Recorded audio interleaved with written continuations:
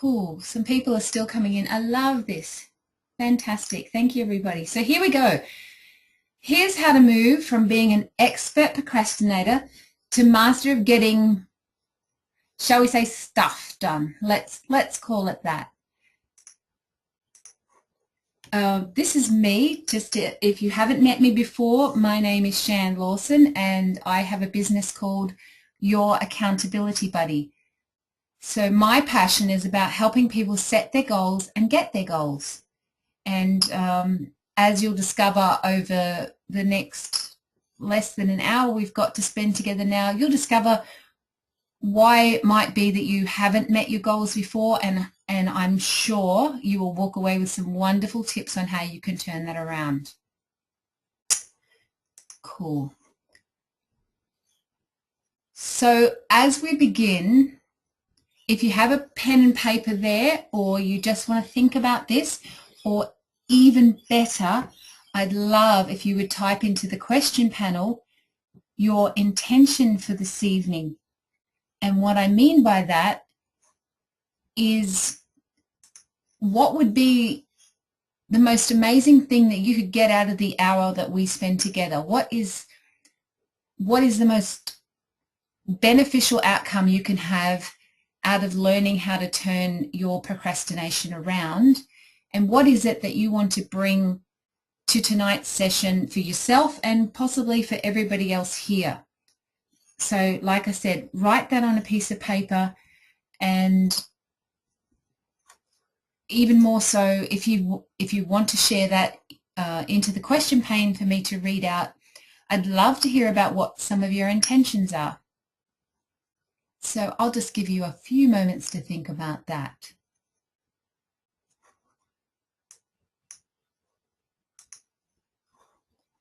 Thank you, Liz. Obtain practical steps that I will use tomorrow to stop procrastinating and achieve more immediately. Love it. Thank you.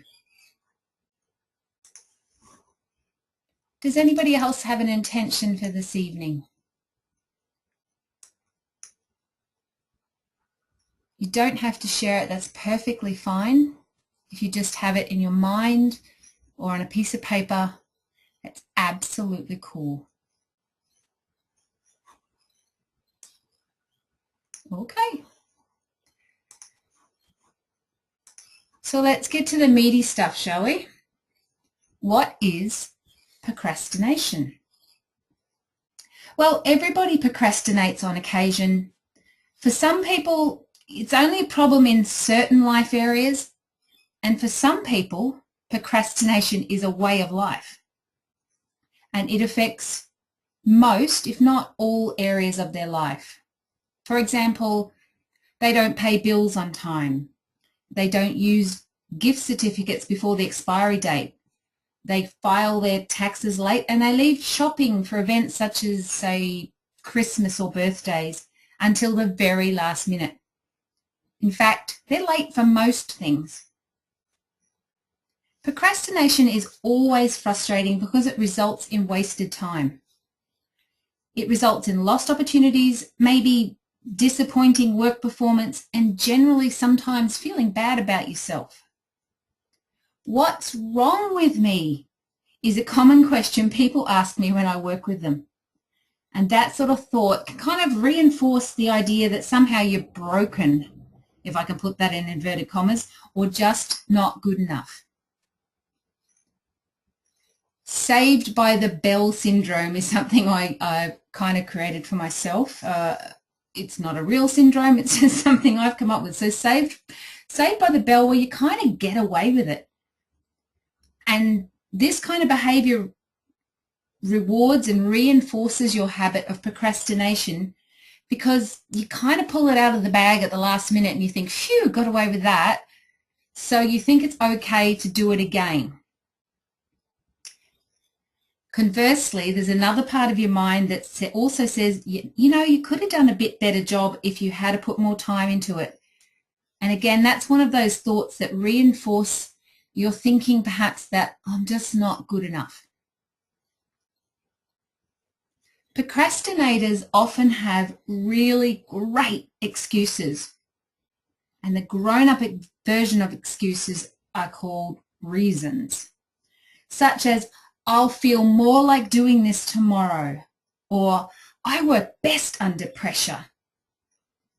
But in fact, people often don't get that urge the next day, and they often don't work best under pressure. Procrastination is not a problem of time management or planning, although most procrastinators overestimate what they can accomplish in the time allotted. And they're very, very optimistic that things will just go smoothly. There won't be any hiccups. It'll all be fine. I had this many hours and nothing will go wrong and it'll all work out perfectly. And then when something unexpected does come up, the stress level just goes through the roof. And many times when you're experiencing all this, it's reinforcing that thought that you're not good enough, and self-doubt starts to creep in. Procrastinators actively look for distractions, particularly ones that don't take a lot of commitment on their part, like checking email or, let me think, Facebook. I can't tell you how many times I've thought that I really needed to be on Facebook instead of working on a particular project I was doing. So you can kind of get where I'm coming from with that. Procrastinators will find anything to kind of distract themselves as a way of regulating their emotions and not facing things such as, what if I don't get this right? Most people don't have a problem finding time for things they want to do, but once they see a task as too difficult, painful, boring, overwhelming, the procrastination behaviours begin. So I just want to see if you all can relate to that, if there's any questions you have about that. Is any of that ringing true? Can anyone relate and wants to share? You can either put your hand up or just pop something into the question box for me. Just checking. You're obviously all furiously writing notes, which is fabulous.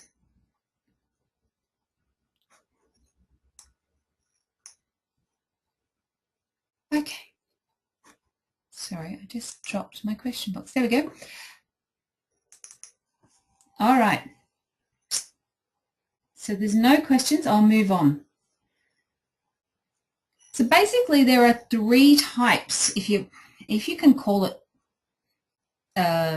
types. I don't like that, but three types of procrastinators. One of them are thrill seekers. And those are people who wait till the very last minute to get things done because they kind of get the euphoric rush, and that ties into that thing I said about Saved by the Bell.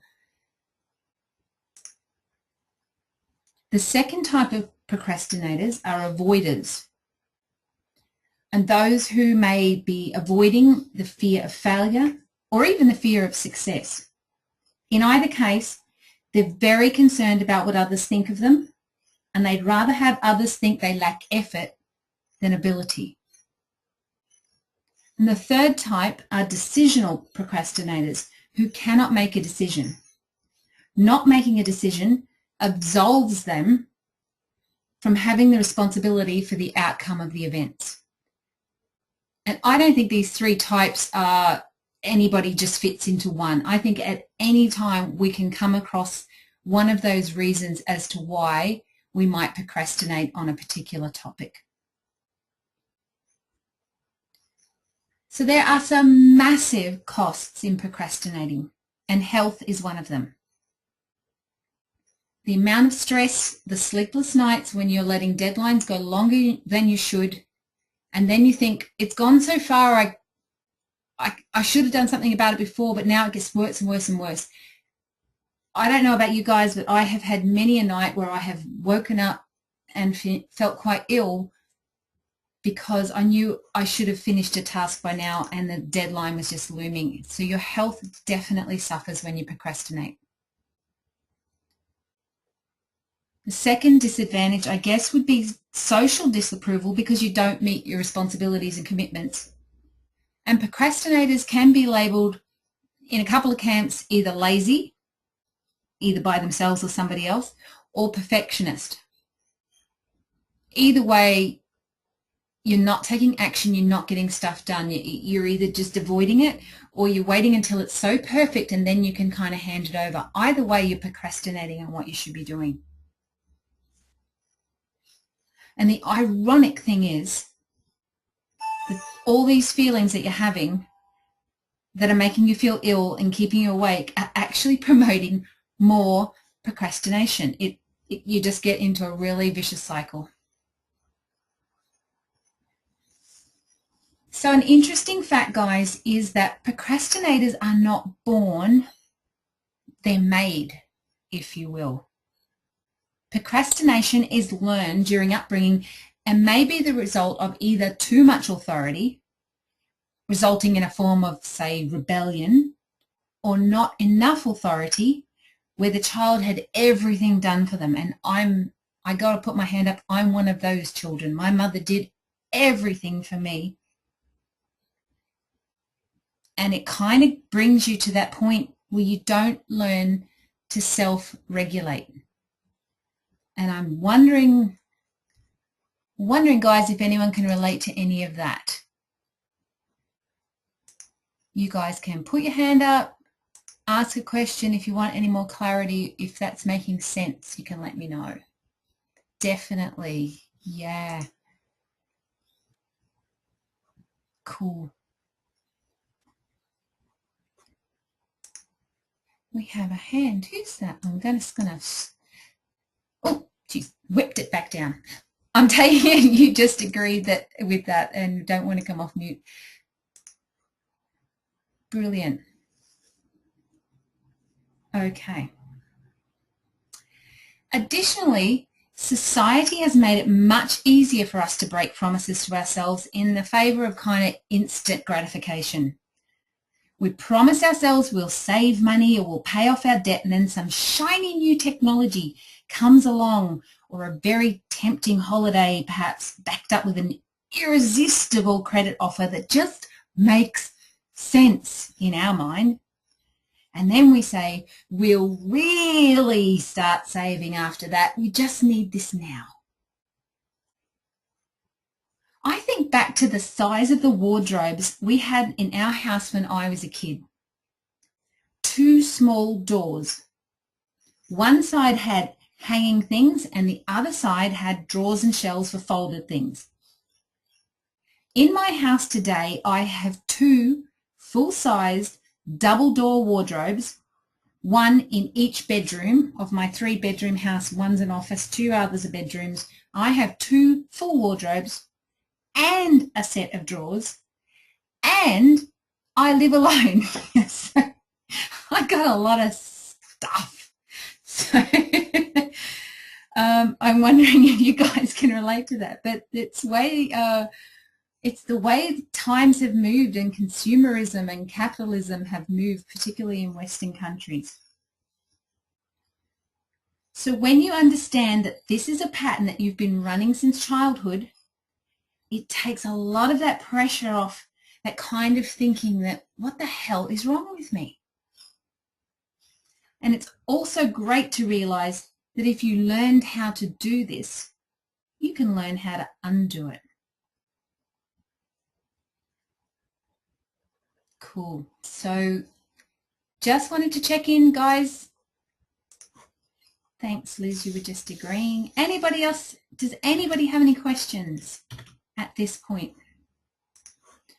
Or wants to come off mute and share anything? I just shared my big wardrobe story. It's highly embarrassing, but if you guys want to add anything, I'm happy to chat. No? Okay.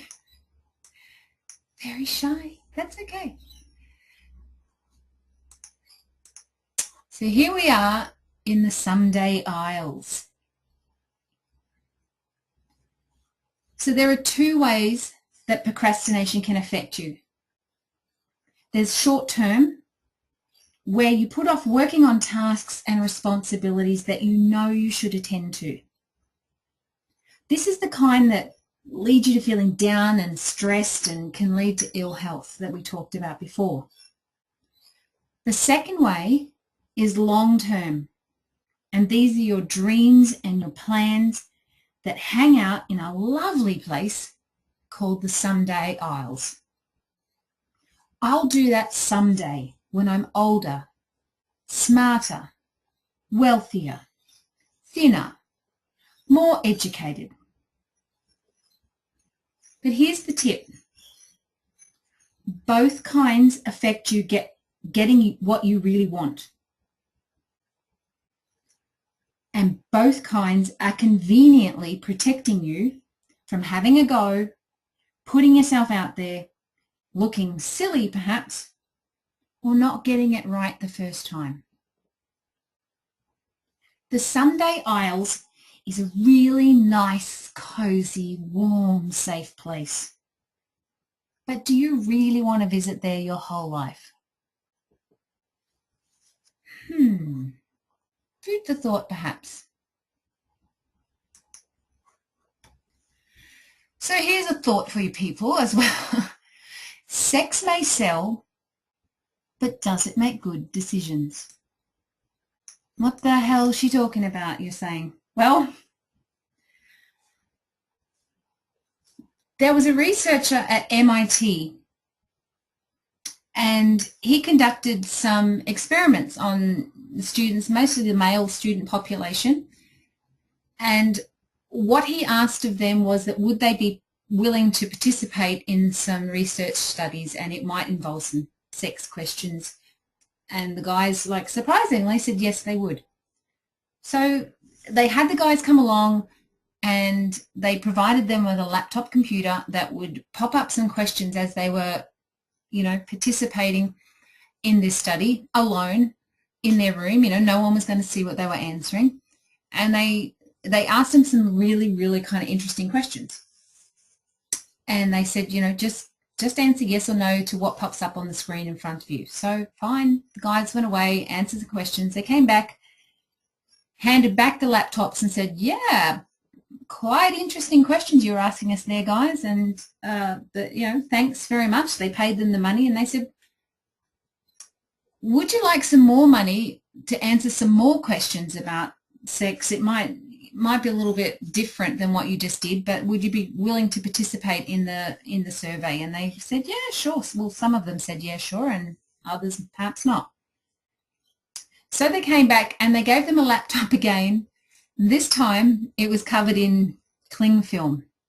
And they said, what's with the cling film around the laptop? And they said, well, we haven't explained the experiment to you yet, but here goes.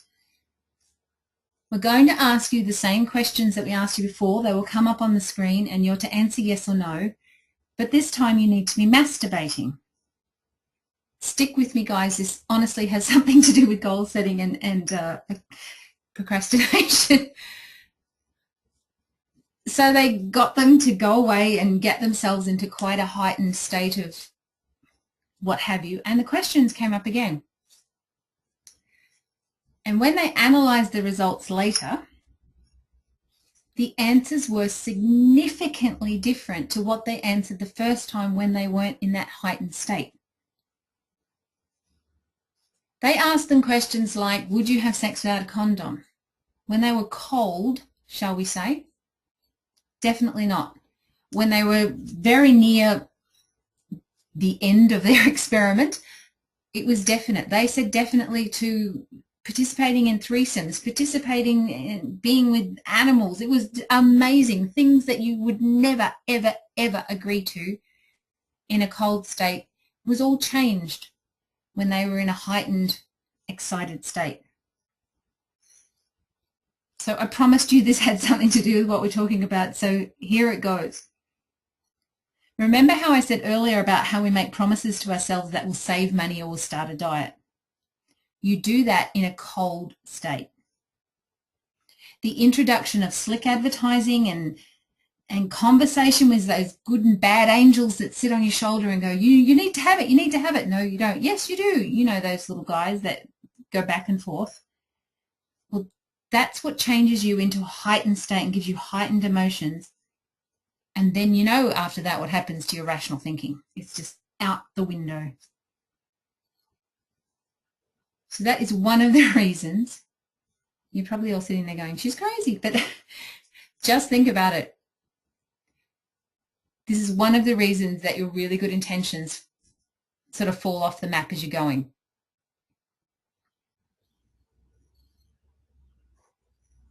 So after talking about sex and masturbation and decision making, does anybody have any comments, questions? You're all still with me, which is amazing. I'm really appreciating that. But if you have anything, any thoughts, observations, cool. Thanks, Liz. All good? Making sense? I hope so. Brilliant. So let's move on. So how do we turn it around? That's why we're here, right? We know what procrastination is. We know how much it can affect what we do. So how do we turn it around? Well, there's a little thing called pleasure and pain. And it's been said that everything we do is driven by our need to avoid pain and gain pleasure. How we have associated pain and pleasure to things in our life dictates our actions. Therefore, it stands to reason that we must change our associations in order to change our behaviours. We associate pain that can be in the form of boredom, dislike, not getting it right, etc., to the tasks that we're doing.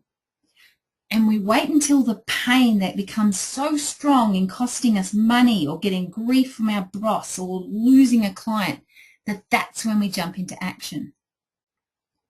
What we need to do is associate the pain earlier to not taking action and setting ourselves timelines to work towards.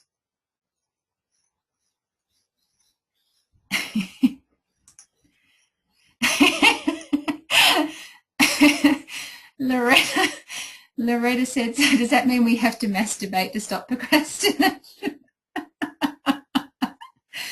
Well, you know, if it works. I love it. It's so funny. I'm so hot in the face. Anyway. Thank you, Loretta. I love it. I'll give you a smiley face for that. Yes, possibly not. So that's one part of the strategy of how you can turn this around, is that we kind of, as procrastinators, we associate the pain too quickly. It's like, oh, that's boring. I'm really not interested. You know, it's all that short-term gain. It's going to cause me this little bit of pain now, and I just can't be bothered. And then we wait until it builds and builds and builds into horrible pain later. So kind of you got to turn up the heat on yourself a little bit earlier.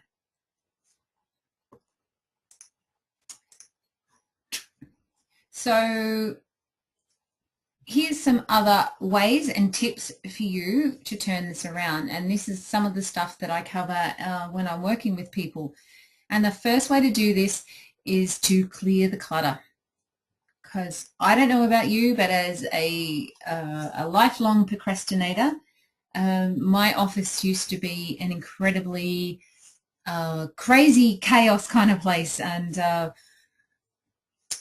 I would come up with the really good excuses / reasons that, yes, I know where everything is, don't touch anything, which is just bullshit. But anyway, having a messy mindset and having a messy environment just kind of adds to your stress. So what you need to do is clear out your environment, clear out your mindset. So throw out stuff that you don't need anymore, tidy up the stuff that you have now, tidy up your mindset around having too many things to do and unimportant things to do. Just get yourself prioritized, clear the clutter, make it really easy on yourself,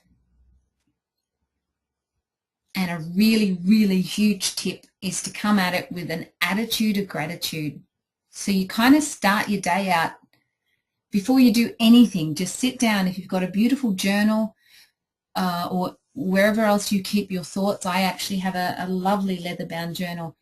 And I start the morning writing down all the things I'm grateful for before I even start planning what I want to have in the future. I'm grateful for what I have now, and then I move forward with my other thoughts. And it really kind of changes your mindset. Instead of waking up and thinking, oh my God, I've got this to do and I've got that to do and I haven't done this, and it's just chaos, chaos, chaos. Just step back for a sec and really kind of grab your thoughts and just look around and be really grateful for what you have in your life currently. And that is a fantastic way to start your day. If you're auditory like me, I pump some really cool music as well. Just before I sit down and I write out my goals and my day and my plans and things I'm going to do, I just get into an amazing state, just absolutely pumped and full of life and just really having a go and really enjoying myself. So those are really, really, it seems really, really simple, if I can put those in inverted commas, but it's so, so powerful. So give it a go. And just moving down.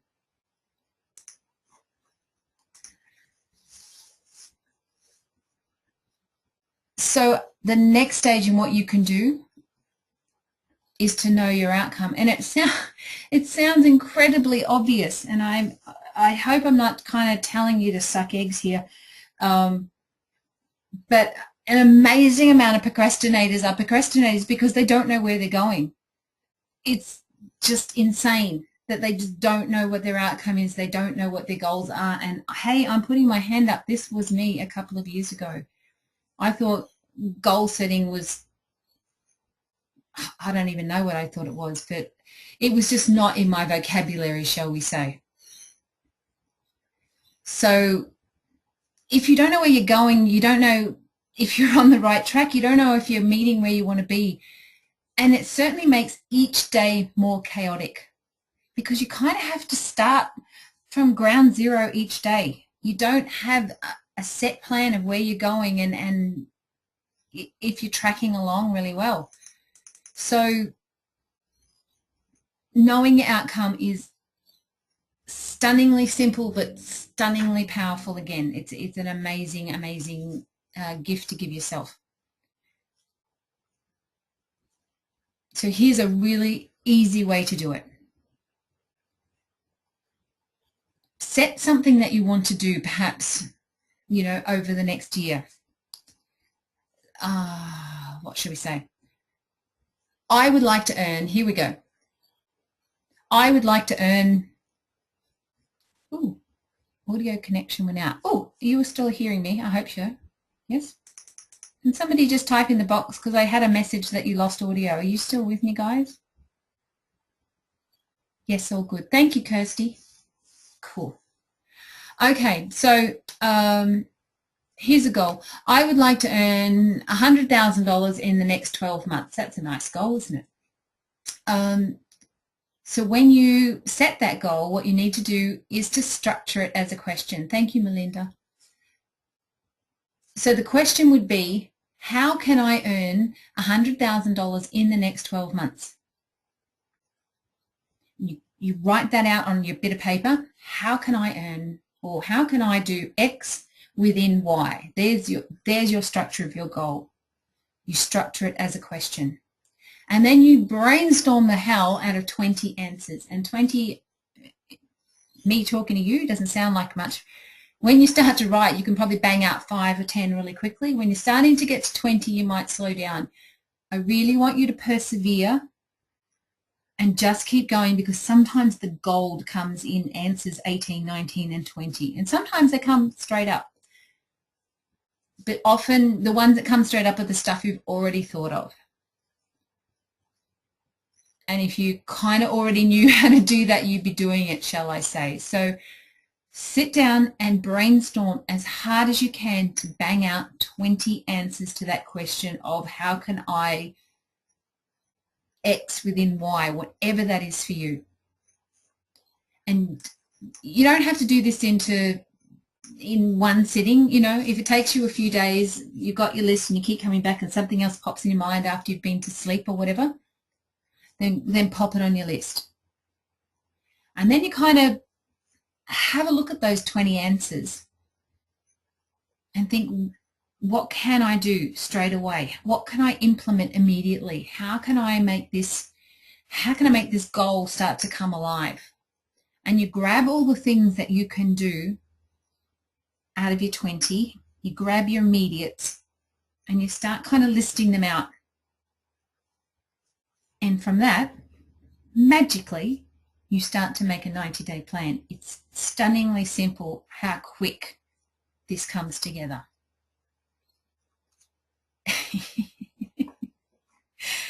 Thank you, Kirsty. So I hope that helps you into structuring how to set yourself a goal.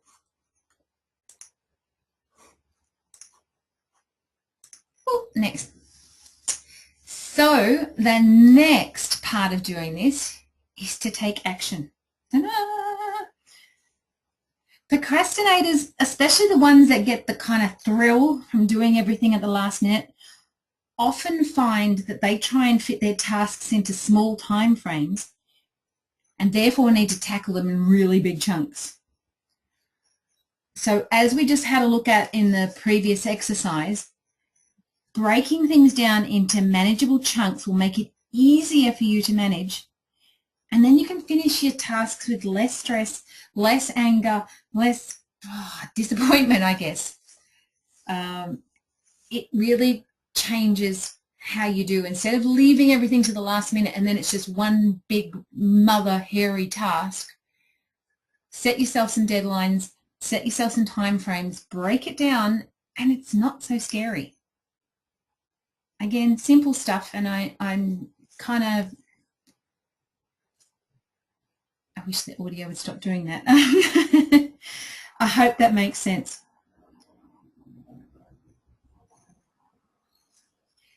If you don't do the things that you fear, so if you think this is, if I don't pull this off, if I don't make this happen, if I don't make it good enough, if I can't put it out until it's perfect, that's all about you.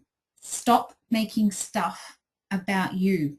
You never, ever know what effect you can have on other people with a simple word or an action or a demonstration that you could inspire somebody else. By you trying to make things perfect or by you not taking any action whatsoever, you have no idea that you might be depriving someone else from something that's just going to change their world. So just give things a go and take little small consistent actions towards your goals, and you'll be amazed how much you inspire other people around you. And the big bonus is that you'll replace, if you're one of those thrill seekers, you'll replace that thrill feeling of just scraping by and phew, I just got away with that. You replace that with this massive sense of accomplishment that you get from finishing things ahead of time.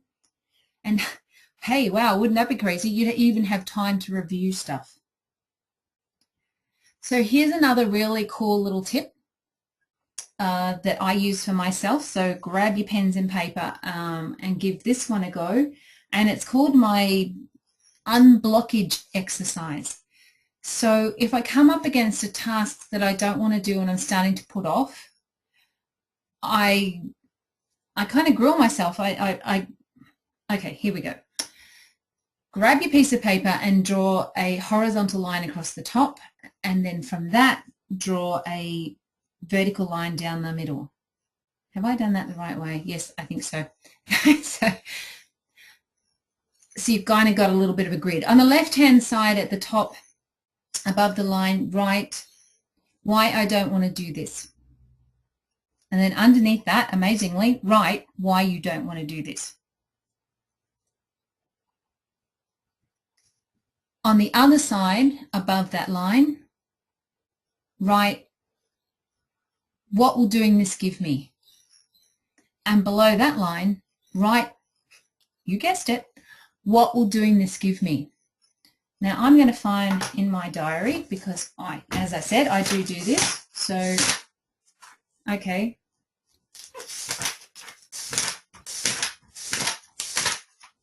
All right, I don't want to go back too many pages, but okay, guys. This is really embarrassing, but here we go. The last one I wrote this on was writing my webinar outline for tonight. Oh, anyway. So on the why I didn't want to do it side was I wasn't sure where to start. I was worried it wouldn't be good enough. I was not in the mood. I was not feeling creative enough. I will do it better after. And I have plenty of time to do this. This was last Wednesday. On the why I should do it side, I wrote, I will have more time to work on it. I won't feel stressed. I'll have a massive feeling of accomplishment. I will have time to do other things, and it's fair to my attendees. So after you've written your two lists, you draw a line underneath those. And the next question you write for yourself is, what's one thing I can do right now? And what I wrote for myself was set up the PowerPoint template. And once I opened up PowerPoint and I wrote the template out and I put some pictures in place and I'm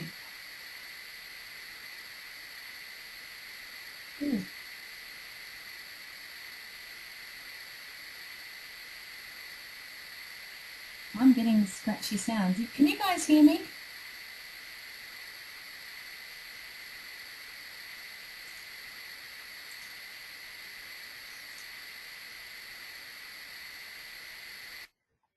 Hello?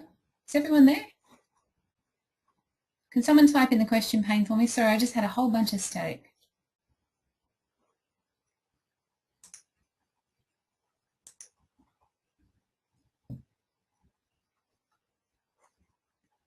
Sorry about this, guys. Is anyone there? Or have I lost you? Hello?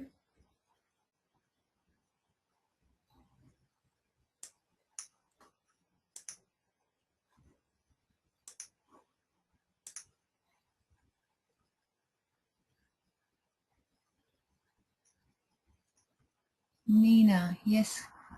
Can't still hear you, albeit the sound. Oh.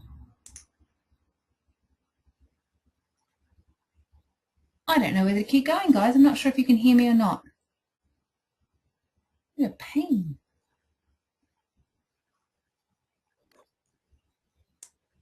Hello? I'm going to take...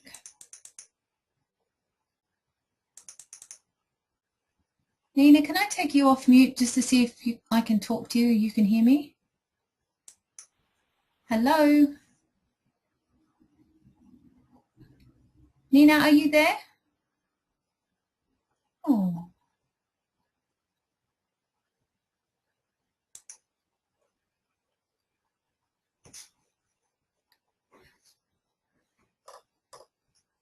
I'm not sure what I can do, guys. I don't think you can hear me.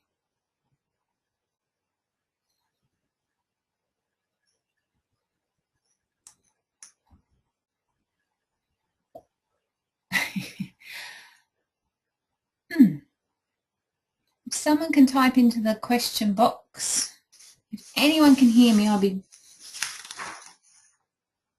going to take Kathy. Kathy, can you hear me?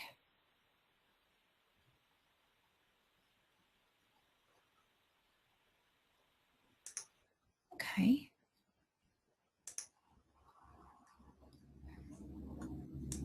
This is rather unfortunate.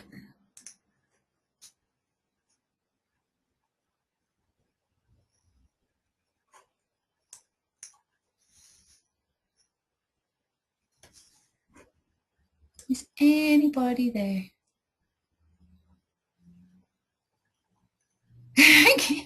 Oh God, all your sorry, all your answers came. Thank you, guys. You all came through. I'll stop muttering to myself. Thank you.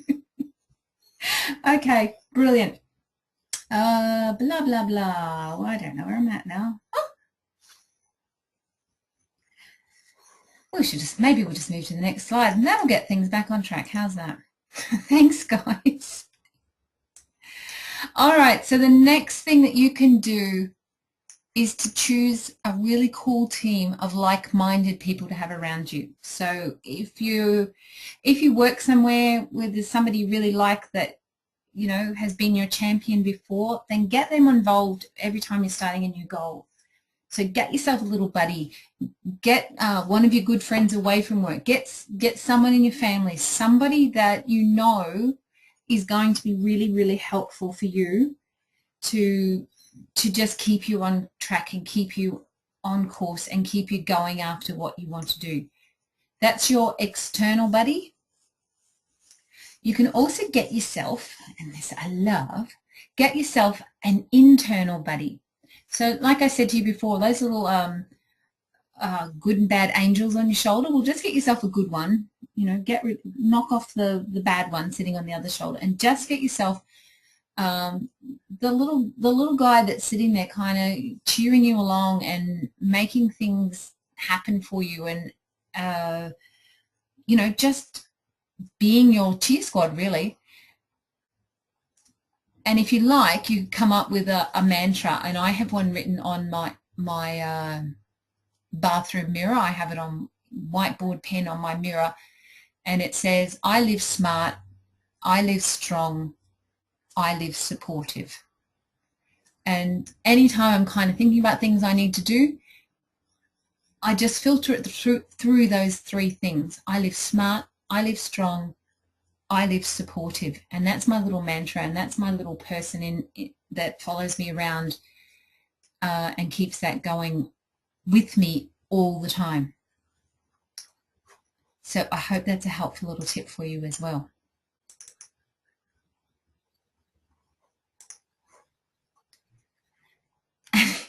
Again, this one's so simple. It's so effective. When you're setting your goals, setting your 90-day goals, and you set your milestones, then as you're writing your milestones, right next to it, how you're going to celebrate achieving that.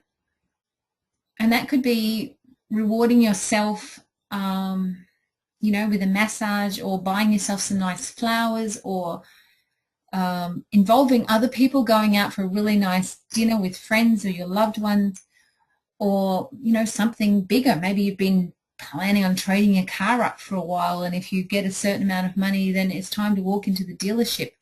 Whatever those particular milestones are and whatever those celebrations are for you, you need to take time to recognize how well you've done and that you've followed through and that you've just kicked it, because that gives you a really good rush, and that keeps you hungry for wanting to set more goals and keep after them, and you know, just keep kicking butt, basically.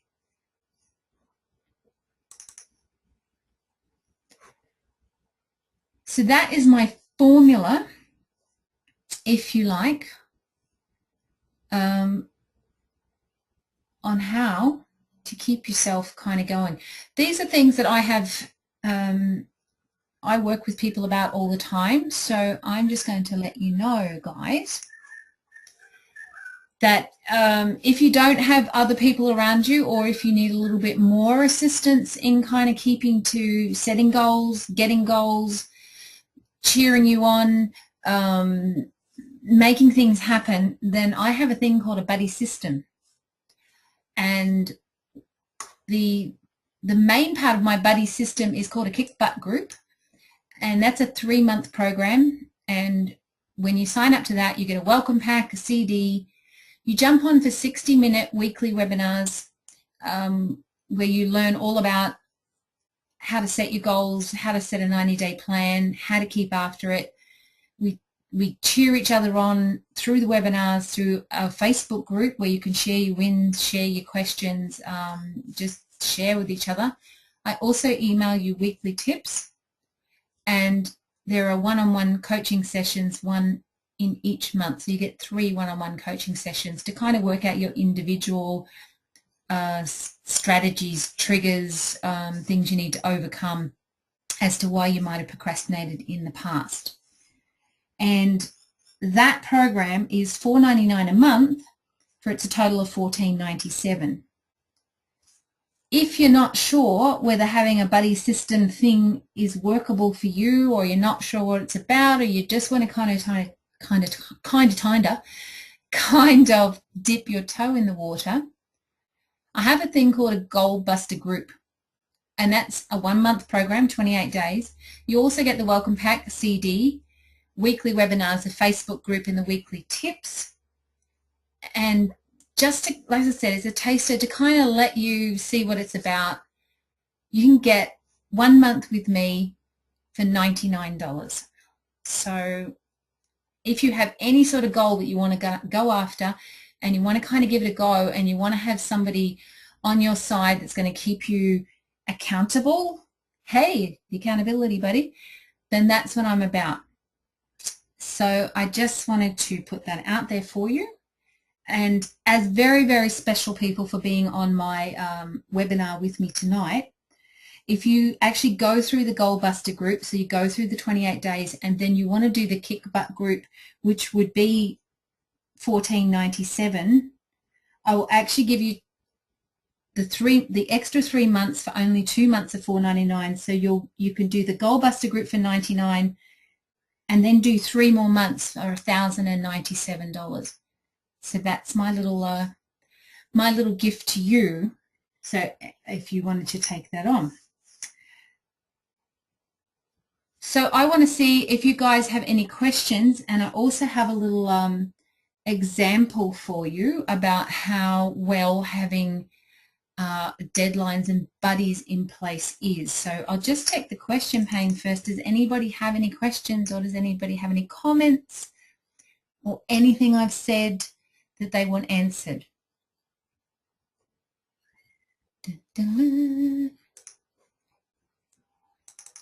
I'm scrolling, I'm looking. No. Okay. You guys are going to make me work for this all the way through for my whole hour, and that's fine. I can handle it. Okay. So do you remember back to our talk about sex? You probably do. And more specifically about how you can be swayed or make bad decisions perhaps when you're in a heightened state. Well, the same university that did that study also did an extra study on procrastination. The professor there realized that at the beginning of each semester, he would give out assignments to students and they would promise to have everything back handed in on time. At the end of each semester, as the deadlines got closer and closer, he noticed that the reasons started to come in thick and fast. And he found it was amazing that how many families experienced tragedies in the last 2 weeks of September. Just stunning. Just go figure. So he came up with this experiment. In one class, he offered his students the opportunity to set their deadlines themselves. They had to commit those deadlines to paper and they had to hand them in within a week, and then they had to stick to them. If they missed their own imposed deadlines, they were penalised a percentage of their mark, and there was no bonus to handing them in early. One student asked, why wouldn't they just set all their deadlines for the last possible day and not risk penalty? The teacher said they could do that if they wanted. It was completely up to them. Another class were given strict deadlines imposed by the professor, no room for negotiation. And the third class was given no deadlines whatsoever. They could just hand in their papers whenever they felt like it. So what were the results? Well, in the first class, some students spaced their assignments out and set themselves some deadlines and some chose to set all their assignments for the last possible minute. So does anybody guess, out of those 3 classes that set your own deadlines, do my deadlines, or do whatever you like, can you guess which class would have come out best? Well, I'll put you out of your misery. It was actually the class that had the imposed deadlines with no room for movement whatsoever. The class that could actually choose their own deadlines did second best, and the class with no deadlines were the worst of all. So what these results say to me is that even when you're given the option to leave things open, some students recognise that without boundaries and consequences, they knew they were going to be prone to procrastination and they might possibly miss out on the best rewards. It also demonstrates that we have many activities vying for our attention, and if left to our own devices, we can let things slide, even when we know we shouldn't. Having someone else take control whilst you learn new patterns is a great system for making your goals and dreams come much more within your reach. Look, your procrastination took a lifetime to install, so it's good to get some help as you take a little bit of time to kind of turn that around. So that is how you take yourself from being an expert procrastinator that you've been doing since you were a kid to getting on the path to becoming a master of getting stuff done. So I hope you found that helpful, guys. I want to check in if you have any questions or comments or thoughts that you want to share with me, the group. I'm just scrolling down. And thank you for your patience through dubious sound checks. If you did, where am I? My website is, there it is, youraccountabilitybuddy.com.au, and I have a page there called Programs, funnily enough. And what I was talking to you about, which is the $99, is the Goal Buster group for 28 days. So if you want to spend a month with me and really kick the hell out of some of your goals, then that's where you need to head. Thanks, guys. Beautiful feedback. Thanks, Nina. Thanks, Loretta. Thank you, Kirsty. Thanks, Mary. Thanks, Michelle. Oh, wonderful. So if nobody has any questions, thank you, Melinda. I will have this, as I said, this was recorded, so I will have a copy of this as well on my website under my webinars section. So if you couldn't get all your notes down fast enough, the replay will be there for you to download that and have a listen again. And I really, really hope that's been helpful for you. Loretta, the only paper I had available to take notes on the back of my Woman's Day. You should see it now. It's too funny. Well, hopefully, Loretta, you can listen to the replay with another piece of paper and get some bigger notes. Thank you, guys. That's a wrap. I hope that was helpful and valuable for you. I really, really enjoyed presenting it. And if you have any questions, please jump on my website and drop me an email or give me a phone call. I'm also on Facebook, as I think you guys mostly found me through there. So thank you, thank you, thank you. Have a great, great evening if there's nothing else. I'll be over on my Facebook page when I get off here if you have any questions. Thanks, Loretta, and have a fantastic evening. Thanks for spending your Monday night with me. Guys, thanks. All right, good night. Bye-bye.